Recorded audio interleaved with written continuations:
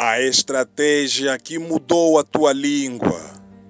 Já reparaste? Tu falas português todos os dias, mas quase não falas quimbundo? E já te perguntaste como isso aconteceu? Não foi por acaso. O colono português não impôs a língua só pela força. Ele usou estratégia. Na escola, na igreja, no trabalho. Transformou o português em necessidade. Para estudar, tinhas que falar. Para trabalhar, tinhas que falar. Para ser aceite, tinhas que falar. E tu aprendeste. Hoje, é essa língua que liga o país. Então, vais rejeitar o português?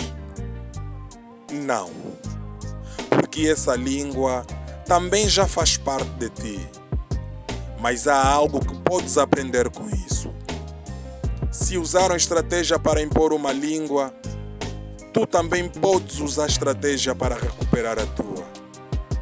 Sem raiva, sem rejeitar, sem dividir, mas com consciência.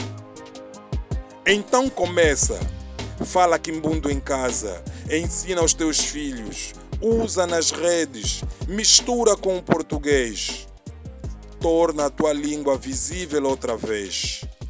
Porque uma língua não desaparece sozinha. Ela desaparece quando deixa de ser usada. E volta a viver quando tu decides falar. Não é sobre voltar atrás.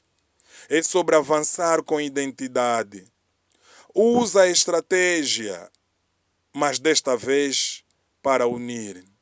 Fala, ensina, vive o quimbundo.